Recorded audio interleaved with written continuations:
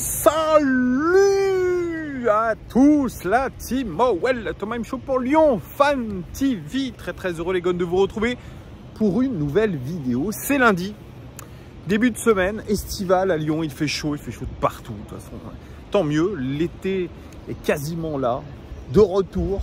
On va pas s'en plaindre, même si le front est luisant et huileux.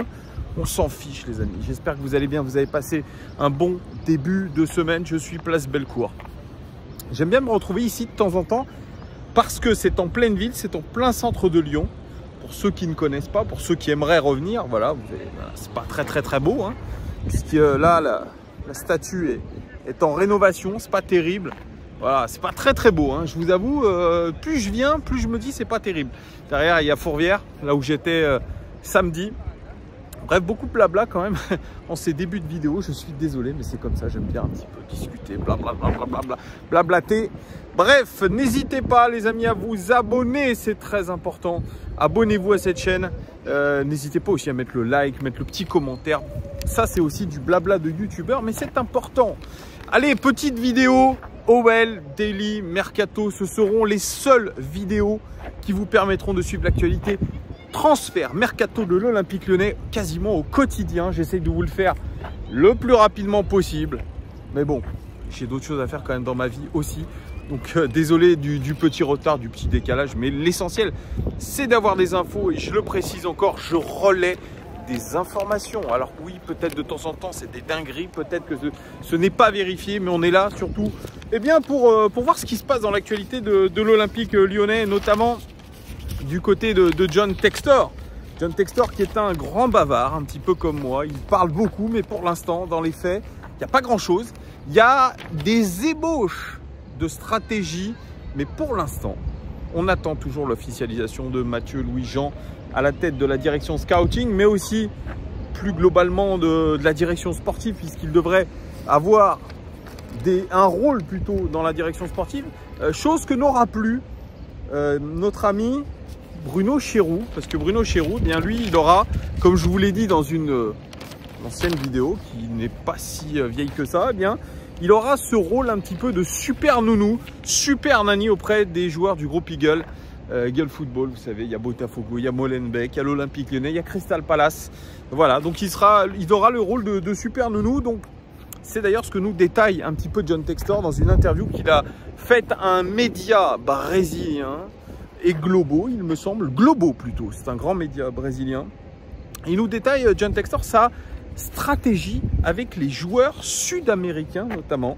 L'OL va acheter des joueurs sud-américains, mais pas exclusivement brésiliens, et ils font bien parce que je crois que le football sud-américain est en plein essor, notamment chez les jeunes, chose qui a été rappelée notamment avec cette Coupe du Monde U20, où finalement cette Amérique du Sud rayonne, et contrairement à ce qu'a dit un certain Kylian Mbappé, donc c'est pas forcément inintéressant de faire ça. Donc il va recruter des joueurs sud-américains, l'ami John Textor, mais qui ne seront pas prêts pour l'Europe, ou alors évidemment il y aura ce quota à ne pas dépasser, des 4 joueurs extra-communautaires dans son effectif. Mais on a une solution, c'est qu'on peut prêter tous ces joueurs qu'on aura acquéris. On pourra les prêter, notamment à Botafogo, qui est en tête du championnat brésilien, mes amis. Ça sera la base de la holding Eagle Football en général, et de l'OL en particulier en Amérique du Sud. Voilà, c'est ce qu'on nous dit là-dedans. Alors, je vous dis ce que dit John Textor. Il dit: nous envisageons d'utiliser Lyon pour recruter des joueurs d'Amérique du Sud qui joueront ici en premier, donc à Botafogo. Ils seront... Ah, je n'y arrive pas, il y a du vent. Ils seront achetés par Lyon, mais passeront par Botafogo. Cela pourrait être un prêt ou un achat collaboratif avec les clubs partageant les droits. Lyon a besoin que les 4 places extra-communautaires soient réservées aux joueurs de l'équipe première. Mais l'OL peut investir et peut être intéressé par 12, voire 15 joueurs qui se disputeront ces 4 places cet été. Je promets que l'OL s'intéressera à un joueur et le laissera filer dans l'effectif de Botafogo. Voilà, au moins c'est clair. Il y a vraiment une vraie stratégie avec ce football sud-américain. Et moi je dis tant mieux, ça peut être aussi un réseau de recrutement hyper intéressant. Et on en donnera un deuxième de réseau de recrutement qui peut être intéressant et que l'OL est en train d'explorer. C'est le réseau asiatique et notamment japonais. Je vous parlerai de cette piste menant probablement avec un achat à un joueur japonais, les amis. Alors dans le rôle de Bruno Chéroux, je l'évoquais juste avant dans ma vidéo, il va s'occuper du bien-être des joueurs, savoir comment est un joueur, comment va sa famille, s'il est heureux, combien de championnats il veut gagner au Brésil avant d'aller en Europe. Je veux qu'il parle aux joueurs, aux managers chaque semaine. Personne n'a jamais fait ça. Jefinho en est un parfait exemple. En France, il parle toujours de Botafogo. Le rôle de Bruno Chéroux, il est intéressant. C'est un rôle un petit peu unique, inédit, je dirais. Je ne sais pas s'il y a des super nannies comme ça dans des holdings de football. Mais c'est un poste intéressant pour lui. Il ne sera jamais à Lyon, en tout cas. Il ne sera jamais en France, quasiment pas. Mais c'est un rôle hyper complexe, en fait. Parce que je ne sais pas combien il y a de footballeurs dans la structure Eagle. Mais ça fait énormément de joueurs. Ça fait énormément de joueurs à voir, de managers à voir. Je me demande comment il va mettre en place tout ça. Est-ce qu'il sera tout seul? Est-ce qu'il sera accompagné d'autres personnes? C'est un travail absolument titanesque, un travail un petit peu stressant, un travail, bon, si vous aimez bien voyager, ça peut être cool. Il va voyager un petit peu aux quatre coins de l'Europe et du monde. Mais franchement, je pense qu'on a voulu garder Bruno Chéroux parce que peut-être un licenciement était très cher, donc on préfère reclasser que licencier. J'ai hâte de savoir comment tout cela va se passer et s'articuler. Allez, on passe aux infos mercato. Tino Kadewere qui était en prêt du côté de Majorque. Prêt non concluant, les amis. Il a très peu joué avec Majorque. Il va revenir à l'Olympique Lyonnais. Pourtant, Majorque avait une option d'achat sur lui qui ne sera pas levée. L'OL, c'est le gros chantier, je vous en parlais, de ce mercato. C'est d'essayer de recaser tous nos retours de prêt. Et Dieu sait qu'ils sont nombreux. Tino Kadewere fait partie de cela. Et ça tombe bien puisque un club est intéressé. C'est Montpellier qui serait intéressé, le Montpellier de Michel Darzar-Carrian. Donc tant mieux. Est-ce que Montpellier va passer concrètement à l'attaque? On va le savoir dans les prochains jours. En tout cas, c'est une vraie piste selon l'équipe, le journal L'équipe, pour Tino Kadewere.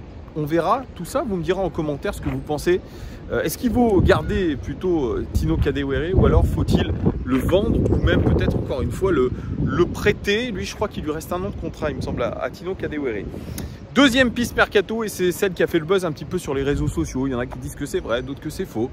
Bref, en tout cas, c'est une piste qui revient parce que c'est un ancien joueur de l'Olympique Lyonnais. En tout cas, un joueur qui avait découvert l'Olympique Lyonnais il y a 2 ou 3 ans à l'académie avec l'équipe B aussi. Eh bien, c'est un joueur japonais, les amis. Un joueur japonais. Son nom, alors je vais vous le citer parce que je ne le connais pas par cœur. Il s'appelle Kuryu Matsuki. Il joue du côté du FC Tokyo. Je suis avec mes petites fiches, c'est normal que vous entendiez des petits bruits. Il joue du côté du FC Tokyo en J-League, c'est-à-dire la Ligue 1 du Japon. Au FC Tokyo, il a joué 8 matchs cette saison avec le FC Tokyo. 41% des 11 de départ, quasiment la moitié du temps. Titulaire, quasiment. C'est pas beaucoup. Je crois que la saison est en cours du côté du Japon, vous me direz, parce que je fais beaucoup d'imprécisions et d'ailleurs je m'en excuse. Et puis tant mieux, si certains dans les commentaires sont un petit peu plus précis que moi ou me complètent, c'est tant mieux. Ça fait partie de la collaboration de cette chaîne. Ouais, c'est ça, l'état collaboratif de cette chaîne. Il a 20 ans, il fait 1m80, milieu gauche, mais plutôt milieu polyvalent, puisqu'il peut jouer 6, 10, 8. Un petit peu de partout, il est en contrat jusqu'en 2025 avec le FC Tokyo. Il coûterait, selon Transfer Market, 700 000 € et il a disputé la Coupe du Monde U20 que vous avez pu suivre sur l'équipe 21 avec l'équipe du Japon. Il était capitaine de cette équipe japonaise. Il a marqué un sacré but en phase de poule contre le Sénégal. Sacrée frappe du gauche, l'ami. Mais bon, sa sélection nationale a été éliminée très vite dès les poules. Donc c'est un petit peu dommage. Mais on parle de lui comme d'un futur très grand au Japon. Alors, méfions-nous des superlatifs, mais voilà, je vous dis, je me suis un petit peu renseigné sur lui. Alors, je vous retrace un petit peu son parcours qui est intéressant et qui pourrait être un axe de développement de Eagle Football, la filière asiatique. Donc, c'est à 15 ans que ça a un petit peu démarré pour lui, donc c'est-à-dire il y a 5 ans. Après, alors, Eux, ils ont un parcours universitaire, hein, ça se passe comme ça. Donc, ils vont au collège, etc. Ensuite, il y a le lycée. Et ils peuvent être ce qui est l'équivalent chez nous d'un sport-études. Alors, quand il était après le collège, il a été au lycée, l'ami Matsuki. Et il a quitté l'équipe junior, l'équipe junior de son lycée pour rejoindre l'équipe universitaire de la même académie. Une université réputée pour le football qui avait remporté 2 fois de suite le titre national du tournoi des équipes universitaires. Et oui, on est en plein Olivier Tom. Avant d'attaquer sa 3e année, Matsuki, lui, il a profité de ses vacances pour rejoindre la France. Et où est-il allé? Eh bien, il a été s'entraîner avec l'équipe B de l'Olympique lyonnais. Il veut jouer en Europe, Matsuki. Et c'est un moyen pour lui bien de tâter un petit peu le terrain en Europe. Et notamment, peut-être penser à l'Europe après son parcours universitaire au Japon. Donc il revient ensuite, après avoir découvert la réserve de l'OL, il revient pour sa 3e et dernière année au lycée. Et ensuite, il repart avec une grosse expérience et surtout la motivation pour gagner le titre. Eh bien, ça sera chose faite, les amis, puisque le tournoi 2021-2022, Aomori Yamada, qui est son équipe, remportera le 3e trophée de son histoire, puisque notre ami Matsuki, eh bien, il aura été buteur en demi-finale et également en finale, une finale qui a été gagnée 4-0. Je viens de marcher dans un chewing-gum, mais c'est pas grave, il m'arrive toujours des choses. À la fin de l'année scolaire, donc Matsuki, il a été non seulement diplômé, donc ça c'est très cool, et il est libre de s'engager dans n'importe quel club en fonction des propositions reçues. Et là, il y a un international japonais de haut vol qui est passé par l'Inter Milan, qui est passé par Galatasaray, qui est encore passé par l'OM. Et oui, c'est Yuto Nagatomo, lui a conseillé de rester au Japon pour pouvoir s'aguerrir et surtout poursuivre sa grosse progression donc au sein d'une équipe professionnelle japonaise. Donc il s'est engagé avec le FC Tokyo la saison dernière. Et puis c'est par exemple, c'est ici que tout a commencé pour Yuto Nagatomo, puisqu'il a commencé au FC Tokyo. Matsuki a trouvé cette opportunité-là de se rapprocher d'un joueur professionnel de très haut vol de la sélection japonaise, et c'est l'occasion pour lui de découvrir enfin le monde professionnel en J-League, et ça c'est la porte d'entrée pour pouvoir ensuite partir en Europe.